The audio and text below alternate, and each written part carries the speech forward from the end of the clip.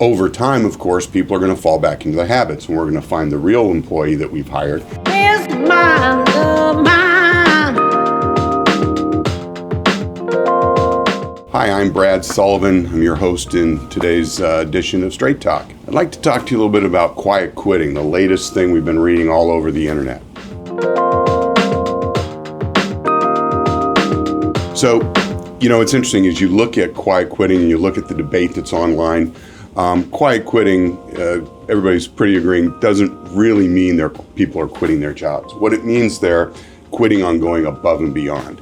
It's people coming to work, doing the minimum they have to do to keep their job.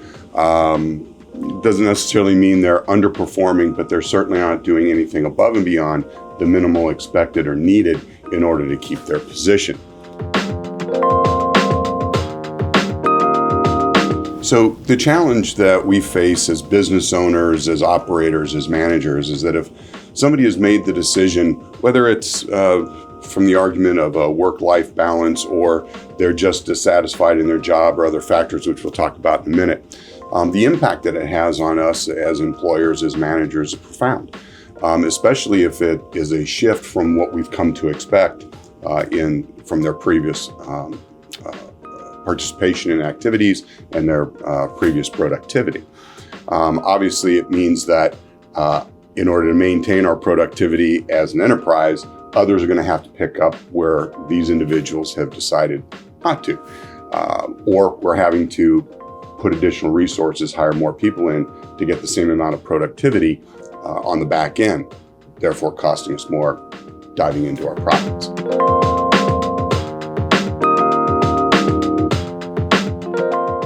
So in sales specifically, what we see is that if somebody moves towards this shift of quiet quitting, really what they're doing is they've decided their income, because most sales positions are heavily commission-based, they've decided on an income level for themselves and they've become comfortable with that. That becomes a simple decision in management of, is that okay? Are we going to be satisfied with that level of performance, that amount of productivity and sales volume from an individual who has apparently become comfortable with the income they're generating themselves from those sales? Obviously, if we start to see that productivity go backwards, as sales managers, sales professionals, we have to make that decision. Do we keep that person in the territory? Do we work with them? And we'll talk more about that in a minute. Specifically as it comes to how we as managers deal with this idea of quiet quitting, which I think we all know really isn't new.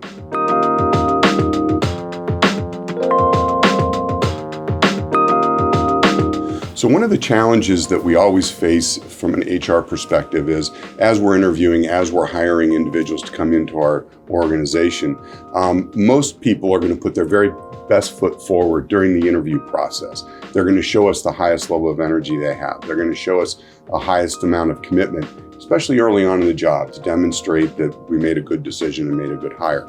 Over time, of course, people are going to fall back into the habits, and we're going to find the real employee that we've hired.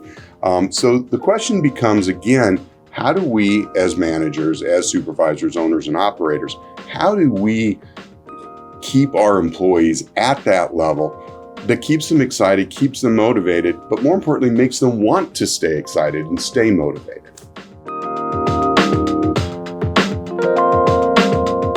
I think all of us as owners, operators, and managers have experienced this situation where we've had somebody maybe that we think can be a top performer not meeting that expectation, or somebody who seems to have gone backwards over time. I think what we have to understand is what's really at play here. What is the human condition that has caused somebody to move from a position of a top performer, or that capability of being a top performer, to what we're now seeing from a productivity and output standpoint. There's a lot more at play here, and I don't think it necessarily has to do just with what we saw happen coming out of the pandemic and the employment situation that we now find ourselves in.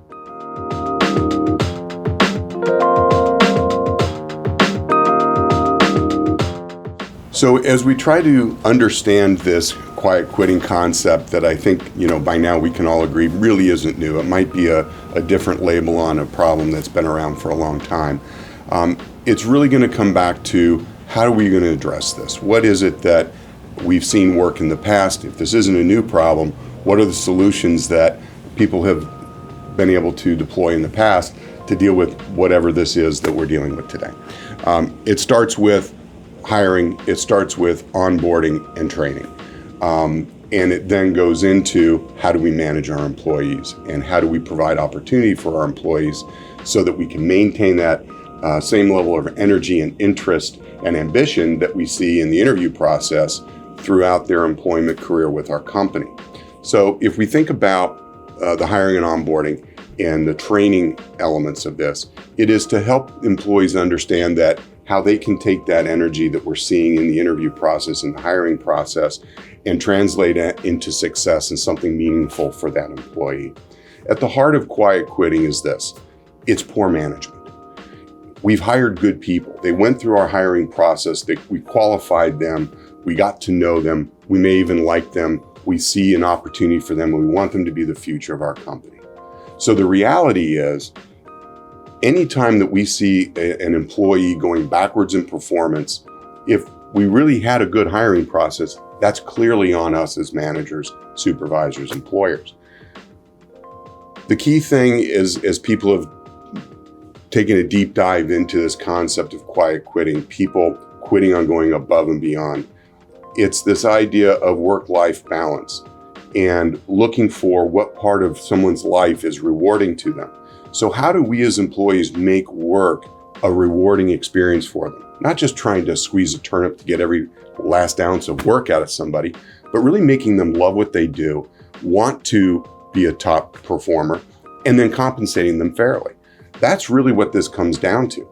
If someone feels their time and energy is not being properly rewarded, how can you blame them?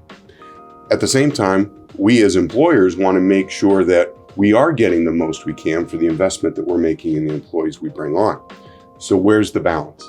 What we found, American Management Services, and working with our clients, owners, operators over the years, is a very straightforward approach that we've adopted since day one. And that's this idea of pay for performance. Pay someone fairly, equitably for the minimal acceptable standards of performance that we've defined for the job, but then provide them opportunity financially to have even greater gains if their productivity actually improves the profitability of our company. Let them participate in the gains, reap the rewards of the gains from their efforts. Showing people what is it that they want, talking to people, finding out what it is they want from their job. It may not just be money. It may be a future opportunity. It may be an involvement in our communities. There could be elements that they're looking for in their job that has made them say, I'm not getting my satisfaction out of this job. Why am I going to put extra effort in? Instead, if we as managers have those conversations on a regular basis, understand what is motivating and driving our employees, there are probably ways we can meet those needs. And additionally, again, when it comes to the financial piece of the picture, if this really is striking a work-life balance and being recognized for my efforts, how do we put a pay-for-performance plan in place so that every single employee in our organization has a piece of their compensation tied to the performance of the organization? Those are the things that we found in our nearly 4 decades of working with business owners have actually helped this problem that, frankly, is not new. Thank you for watching this video. If you like what you see here, click like, share, and subscribe for more content.